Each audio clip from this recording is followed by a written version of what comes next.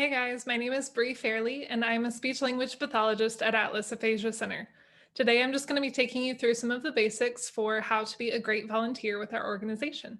I'm not going to give a ton of in-depth information about what you'll do in each session because that will depend on your client, their level of severity, what they're working on, and what your therapist asks you to do that day. So this will be more general information about what aphasia is, what we expect from you as a volunteer, and how you can best help. Atlas Aphasia Center is a nonprofit organization. We provide high quality, affordable therapy services to people with aphasia. We also conduct research on aphasia, and we provide education and training to students, care partners, and the community. So, y'all fall into that third bullet point.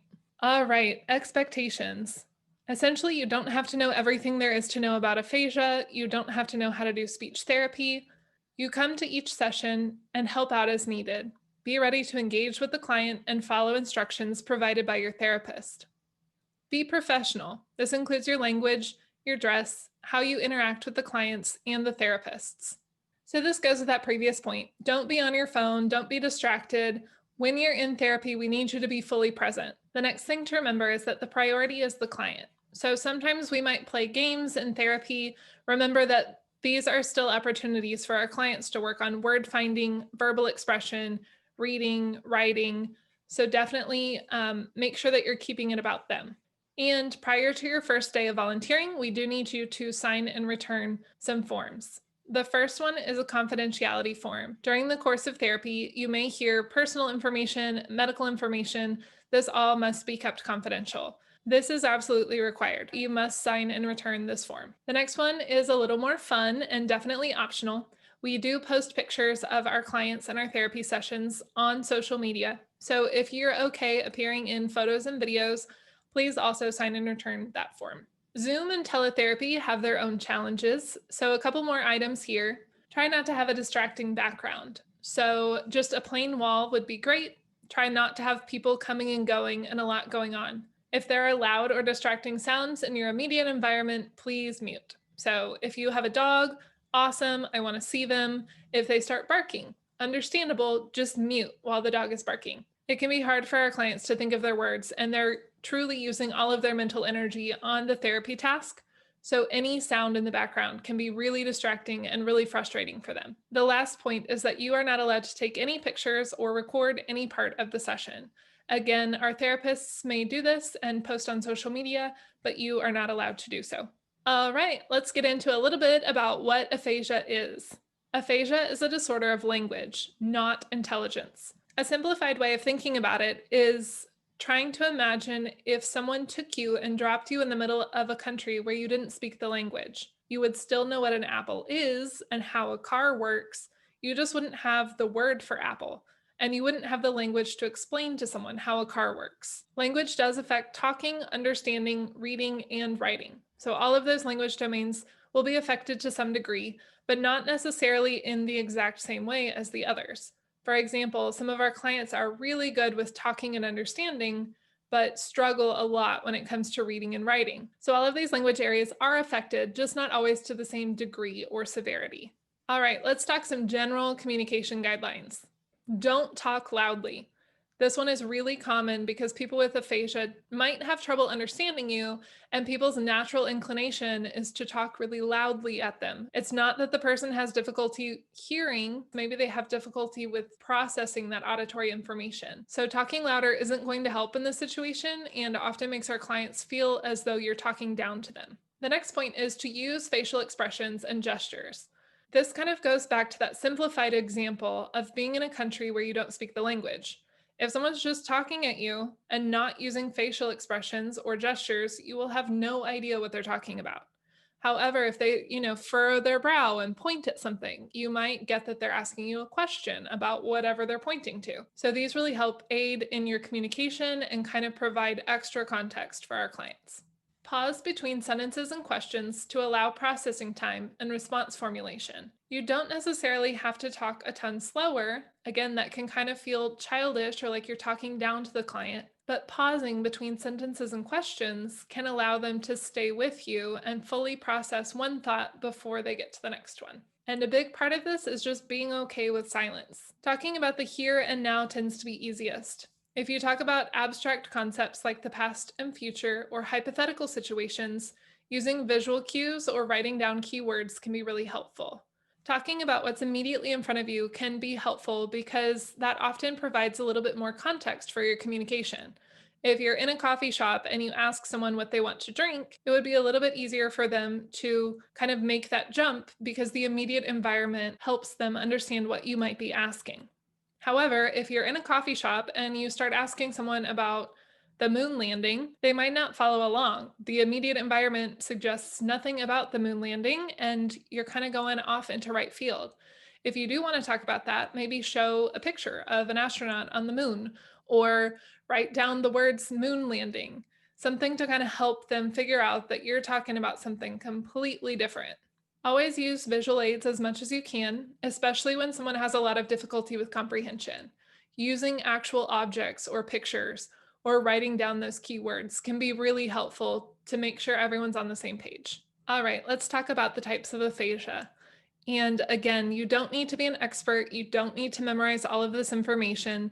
Essentially, what I want you to take away from this is that there are many types of aphasia. This is from a really great book called Neuroanatomy Through Clinical Cases. But even this book admits that this is a relatively simplified view of aphasia. However, this is more than enough to get started as a volunteer. The main thing to know is that we tend to divide aphasia into non-fluent and fluent types. So that's what this first question is asking. Is the client fluent? If the answer is no, then here are several non-fluent types. If the answer is yes, then here are several fluent types. This gives you a general understanding of how many words to expect from your client. I'm going to try not to go overboard here, but just very briefly explain some of the different types. So global aphasia is very severe. It is non-fluent, so this person isn't getting out very many words. They have poor comprehension. They're unable to repeat. Essentially, all of the language domains are affected to a significant degree. So now we'll go to a video example of a gentleman that I worked with at my previous job. In this video, you'll see him get out some of his very first words, which are "I love you," to his wife who is standing nearby. So get your tissues ready. Here, this will help you, okay? Promise. I love you. There it is. There it is. Keep watching. I'll do it with you, okay? I love you. Really good. Really good. I'll try it one more time. Ready? I'll keep doing it. Watch here. are open. I love you. I love you. Oh my gosh. That was so good. I just love that every single time. All right, the next one we're going to talk about is Broca's aphasia. It's another non-fluent type, so this person won't get out a ton of words. Typically, they will be able to get out nouns and verbs, but really struggle with the grammatical structures. So things like pronouns, prepositions, articles, and conjunctions. This person is typically very aware of their difficulty and oftentimes very frustrated with their inability to get out more. All right, so now we'll watch a video of someone with Broca's aphasia. What happened? Can you remember what happened?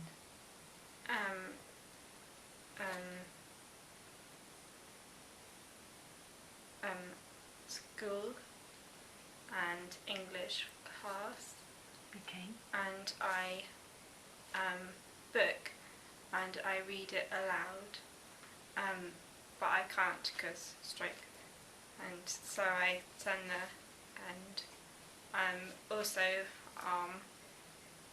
it's the same as the same with kind of thing as you know, Pins and needles. yeah, Like pins the and same, and also as for leg. In contrast is someone with Wernicke's aphasia. This is a fluent subtype, so they will get out a lot of words. Those words just won't necessarily have a lot of meaning or make a lot of sense. People with Wernicke's aphasia have trouble with comprehension, so they don't necessarily get that feedback loop when they hear themselves to know that what they're saying doesn't make a ton of sense. All right, so we can watch a video example of someone with Wernicke's. We play golf and hit other trees.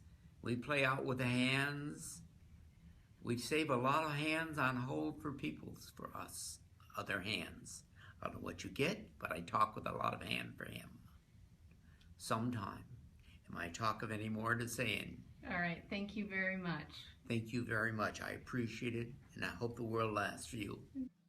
All right, and the last one I'm going to talk about today is anomic aphasia. So this is another fluent type of aphasia. They are able to talk, they're able to understand, they can repeat. Essentially, they just have trouble with word finding still. So in conversation, they'll just have more frequent pauses trying to think of the words for things. We can check out a video example. The guy in this video, I believe, had a stroke when he was a teenager and is now in his 20s. So a person off the street might not even realize that he has aphasia. He does kind of talk about it in some of his other videos, but it is not super readily apparent or obvious. I was playing left mid. I got the ball around midfield, and there wasn't really anyone in front of me, maybe like one person. And so I just like sprinted all the way down to the baseline, the goal line. Yeah, to the goal line. All right, so you can tell I kind of skipped the transcortical aphasias. I didn't talk about conduction aphasia. There are definitely things beyond even this chart, but for the purposes of being a volunteer, just know that there are lots of different types of aphasia, and what you do with one client might not be the same as what you do with another client. However, if you ever want to know more about any of these, I could talk about this stuff forever. So please reach out. I am always happy to share more about each of these subtypes. Again, this is a generalization, but I would say that the majority of our clients have trouble with opposites, things like yes, no, right, left, up, down, with colors, shapes, letters and numbers especially, months, days of the week, body parts, family relationships. So a client might say brother, but they really mean husband. And then pronouns. I would say even our highest level people really struggle with this. Him, her, it, they. If someone refers to you with the wrong pronoun, try not to take it personally, give them a little bit of leeway. This tends to be something that is really tricky with aphasia. It is not vital that you know every type of error that someone with aphasia can make. It just might give you a little bit more background knowledge and a little bit of insight as to why your therapist is probing certain areas or commenting on something that you don't think is that big of a deal. The first type of error that we're going to talk about is a semantic paraphasia. So that is saying one word in place of another. They're both real words, and essentially one has been substituted for the other. So if they said desk for table, I would say that's a relatively minor error, but sometimes it's a bigger thing, like they might call a pencil a hammer. Phonemic paraphasias are a different type that have to do with the sounds of the word. So they'll say something that sounds really similar, like they might say Nike when they mean knife. A lot of times you can generally kind of understand what they're getting at. For that reason, I think sometimes people think that therapists are being sticklers when we make them correct it. But it is important that they work on getting those sound sequences out correctly. Another type of error is a neologism. That is essentially an invented word or a non-word that doesn't sound anything like what they're going for. So for example, if they said fibble, but they meant the word horse. Circumlocution is another type of error. I would say this one is more prominent in our higher level people. They'll be describing something without actually using the name. So they say it's the thing that flies and you have it on a string, it's up in the air, you know, it's a toy. And you're like, yeah, I know what you're talking about, but you haven't said the word kite yet. So it is a good strategy. It's a good thing to do. But sometimes, depending on the client, I might make them really work to get out that specific word. Another type of error is called perseveration. That's getting stuck on a previous word after attempting to move on. So let's say I held up a hammer. I said, what is this? They said hammer. I said, great job. We move on to the next thing. I hold up a box of matches. I say, what is this? They say hammer, right? Their brain kind of got stuck on that previous word. All right, now that we know about some of the types of errors our clients can make, let's talk about the types of cues that you can give them. So one way to think about this is like if you're in school and you copy off of someone's paper, sure, you have the answers now, but did you really learn that material? Maybe not so much. So it's the same kind of thing. When you give our clients the answers immediately, their brain doesn't have to do as much work and probably won't hold on to it as well for the next time around. So what we want them to do is as much of the work as they can themselves. We'll give little hints here and there, and hopefully their brain can get closer and closer to that word, strengthen those pathways, and maybe have a better chance of getting it the next time around. One type of cue you can give is called a semantic cue. You don't necessarily need to know the names of these, but that would be when you just describe the word. You say, it's a dessert, it's tall and round, you bake it, it has frosting, right? You're kind of activating all of those connections right around the word cake. And we're hoping that those areas light up in their brain, and hopefully the client can think of that word themselves. I will say that clients tend to be a little bit frustrated with this type of cue because that's all the information they currently have, right? They have the concept. They know it's a dessert. They know that you bake it. They just can't think of the dang word. So if they get frustrated with you, a lot of times I just say, I know, I'm just trying to help your brain think of all the things related to that word and hopefully it'll get it. Another thing you can do is provide a carrier phrase or a fill in the blank. You can say, it's a birthday, and hopefully that person's brain will really want to fill in the blank. Things that are often associated together tend to be a little bit more automatic. Another type of cue is called a phonemic cue, has to do with the sounds of the word. So you'll make the very first sound of the word they're trying to think of. It starts like k. Lastly, if you've tried all of these and you're still not having any luck, then you can use repetition. You can say, it's a cake. What is it? But definitely have them repeat, have them say that word. And if we're working on spelling, then sometimes it can help to write the first letter and then have blanks for the other letters.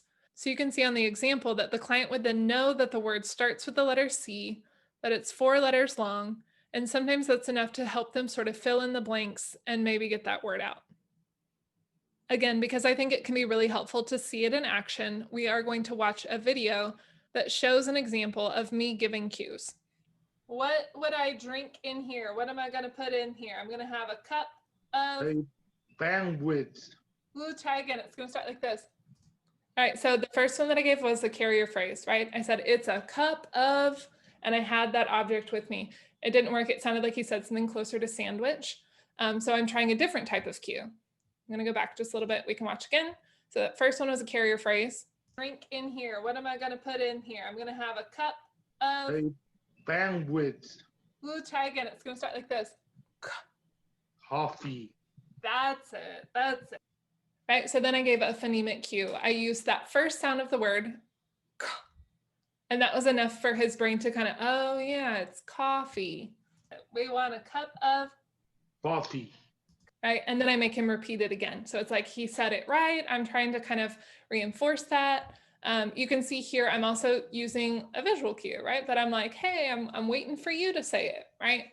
That can make it really clear that I'm asking him to do something and he's not just trying to listen and figure out what I'm saying. It's like his turn. All right, so let's talk about the big takeaways here. Again, don't stress about knowing every single thing about aphasia. You just have to come ready to engage and follow instructions. Remember that the client is the priority, even if we're doing something that feels like a game. Aphasia affects language, not intelligence. The next point is to be patient. It's going to be awkward at first. That's okay. Try to add in more pauses, more silence. Give them time to really understand what you're saying and come up with a response. I put this next one in bold because it's my biggest pet peeve. Don't give the answers, give cues. So if you know what a client's trying to say, don't just automatically tell them the word. See if you can describe the word or give them the first sound or maybe a fill in the blank. Make their brain do as much of the work as possible. And when in doubt, ask a therapist. We will be around. We are more than happy to assist, especially if you have questions about how best to help the client. Which leads me to our contact information. So you are welcome to call or text our phone number. I would go ahead and put that in your phone now. If you're going to miss a day that we would expect you to be volunteering, please just let us know as soon as possible. You can also email me directly. Of course, you can visit our website, and you can also follow us on social media. We've got Facebook, Instagram, Twitter, and YouTube. and you can see some of the incredible progress that our clients make. All right, guys, you made it. Thank you for listening, and thank you for being a volunteer. If you have any questions, please get in touch, and I hope you have a great day.